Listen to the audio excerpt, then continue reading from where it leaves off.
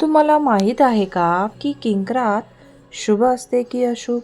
नेमकं का साजरी करायची? यामागील कारणे जाणून घेऊयात. कथा नक्की पूर्ण पहा. नमस्कार, आपण पाहत आहात युथिंग 24, जिथे आम्ही विविध पारंपरिक, धार्मिक आणि ऐतिहासिक विषयांवर माहिती देतो, तीही वैज्ञानिक दृष्टिकोनातून. आज आपण जाणून घेऊयात की किंक्रात या विशेष दिवसाबद्दल, त्याचे महत्त्व, यामागील कथा आणि शास्त्रांमध्ये याबद्दलचा दृष्टिकोन.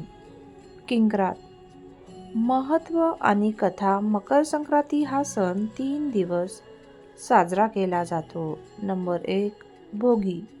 यामध्ये नवीन ऋतूंचे स्वागत करण्यासाठी भोगी साजरी केली जाते. नंबर 2, संक्रांती.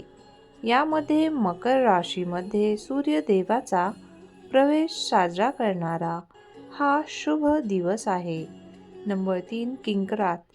या दिवसाला करी दिन किंवा अशुभ दिवस ही मानले जाते. किंक्रातीशी जोडलेली एक कथा अशी आहे. किंक्रातीची ही पौराणिक कथा. एकदा सूर्यदेवाच्या आदेशानुसार त्यांच्या पुत्राने म्हणजे शनिदेवाने पृथ्वीवर मकर संक्रांतीच्या दिवशी मानवांसाठी एक नवीन युग सुरू केले. या दिवशी मानवांनी सकारात्मक ऊर्जा, समृद्धी आणि शांतता अनुभवली. परंतु सूर्यदेवाच्या मुलीचा विवाह तिथे उपस्थित असलेल्या असुरासोबत ठरला, जो दुष्ट आणि कपटी होता. सूर्यदेवाला हे लग्न मंजूर नव्हते, पण त्यांनी आपल्या मुलीची इच्छा मान्य केली. किंक्रातच्या दिवशी असुराने आपल्या नवविवाहित पत्नीला फसवून मोठा कपटा कारस्थान रचले, ज्यामुळे मानवी जीवनात नकारात्मक ऊर्जा पसरली. असुराने अनेकदा लुटून त्यांची हानी केली. या घटना सूर्यदेवासाठी अत्यंत क्लेशकारक होत्या आणि त्यांनी त्याच्या नावावर अशुभ दिवस घोषित केला.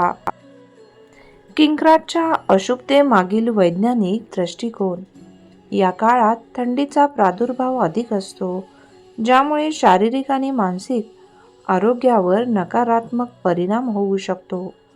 शास्त्रांमध्ये याला शरीरातील वातदोष वाढण्याचे कारण मानले जाते.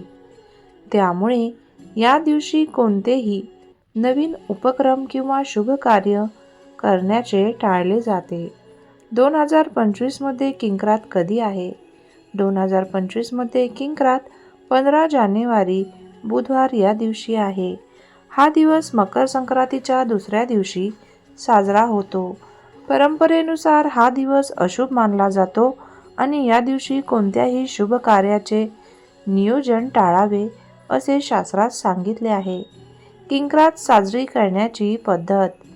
किंक्रातच्या दिवशी काही ठिकाणी लोक दारिद्र्य आणि नकारात्मकता दूर करण्यासाठी पूजा करतात.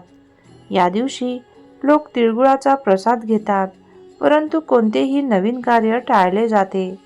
काही भागात या दिवशी पितरांना अर्पण म्हणून पाणी अर्पण केले जाते. हा व्हिडिओ बनवण्याचा उद्देश कोणत्याही प्रकारचा अंधश्रद्धेला प्रोत्साहन देणे नाही. आमचा हेतू केवळ माहिती पुरवणे आणि परंपरेचे महत्त्व वैज्ञानिक दृष्टिकोनातून समजावणे आहे.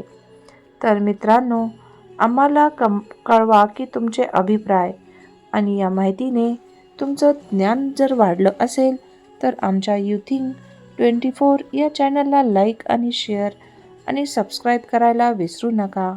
हा व्हिडिओ पाहिल्याबद्दल धन्यवाद. आपली काळजी घ्या, सतर्क रहा, जागरूक रहा, हेल्दी रहा, खुश रहा. धन्यवाद.